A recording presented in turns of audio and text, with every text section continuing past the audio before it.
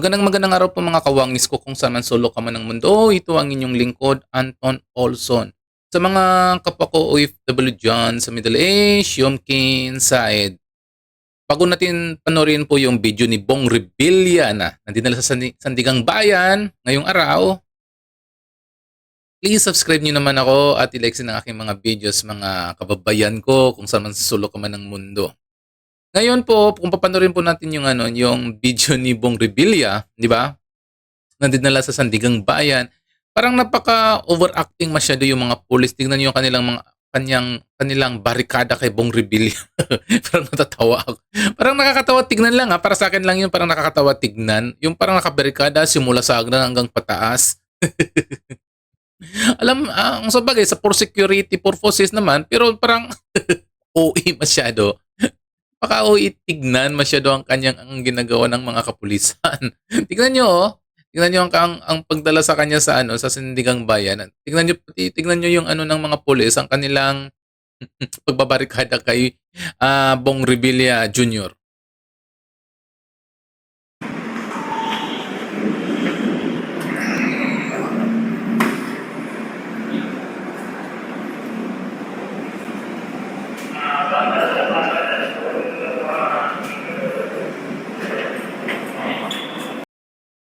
O, di ba? Nakita niyo ba 'yan? Nakita niyo ba 'yan?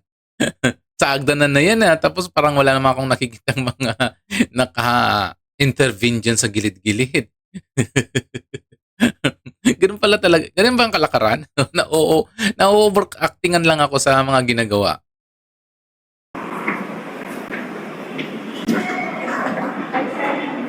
Alright. Kumusta po kayo, sir? Laban lang.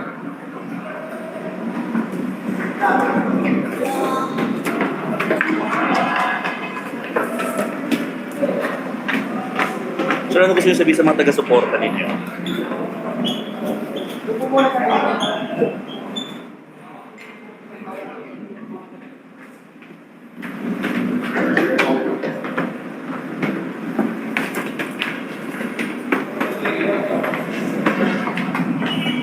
May prayer rally kagabi, sir, sa Cavite.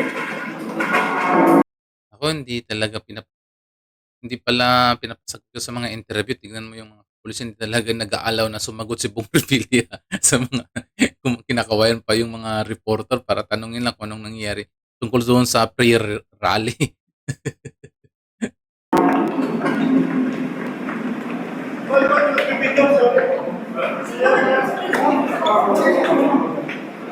Nagdasal para sa akin.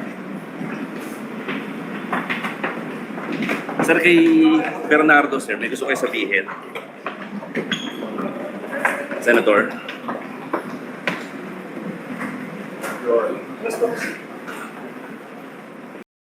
Di ba mga kababayan ko?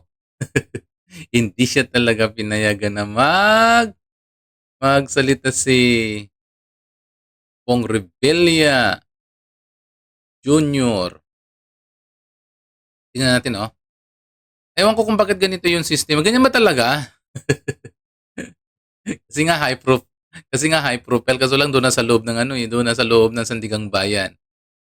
So yung tungkol po sa sinasabi ng nang-i-interview doon tungkol po sa prayer rally na ginawa po doon.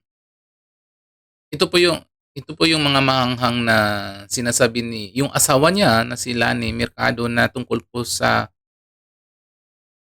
pagkuha kay Bong Revilla at kinasuhan.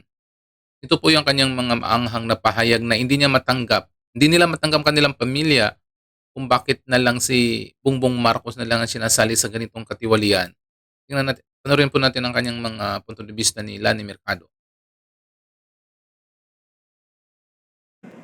Nakakagalit na masilayan ang aming mahal na ama, ang aking mahal na asawa sa kanyang pinagdaraanan ngayon, sapagkat ang kanyang pagdurusa ay hindi bunga ng pagsuko sa isang kasalanan, kundi isang pagsuko sa sistemang pumayag sa kawalan ng hustisya.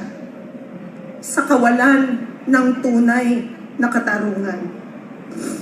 Kung saan ang inosente ay pinipiit at binubusalan. Ito ay sugat sa puso namin. Sugat sa mga supporters niya at sugat sa bawat isang mamamayang Pilipino na kanyang tinulungan. Isang malakas na dagok sa aming puso at damdamin. Ngunit dahil po sa inyong pagmamahal na pinapakita ngayong gabi, sa inyong suporta at panahon na inuukol sa gabing ito, kayang harapin ni Senator Bong Revilla ang patuloy na pagpukol ng mga maling akusasyon laban sa kanya. Marami sa kanya ang humimok na huwag sumuko, naiwasan ang mga batikos, naiwasan ang mga akusasyon. Marami ang nag-udyok sa kanya na magtago. Ngunit hinarap ni Bong ng taas noo at buong tapang, sumuko sa otoridad. Hinarap niya sa kabila ng sakit at malaking sakripisyo. Sinuko niya ang kanyang dignidad pagkat buo sa kanyang loob na wala.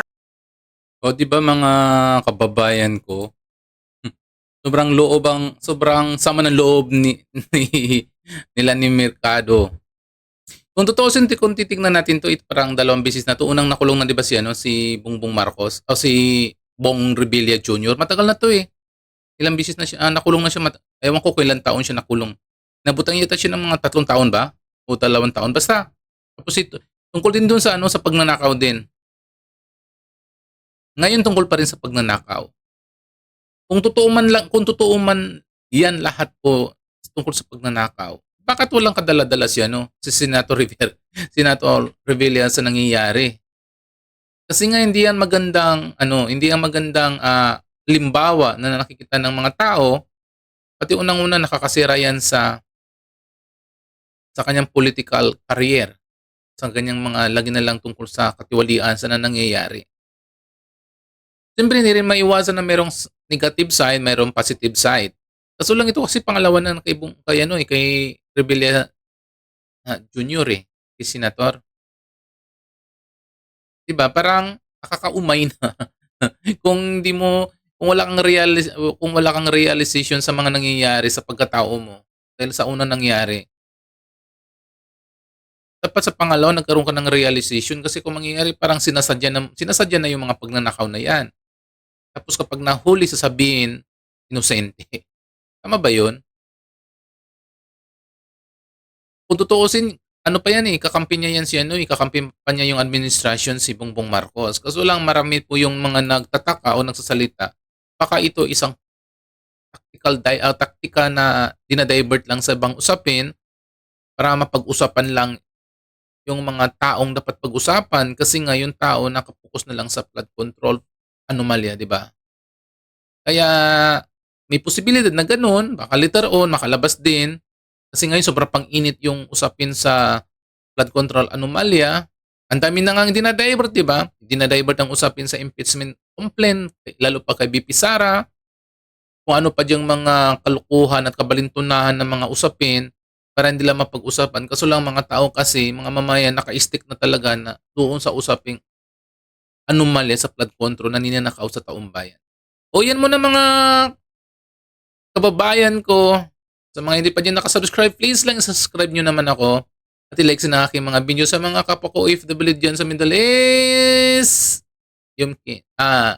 Masalam and bye-bye.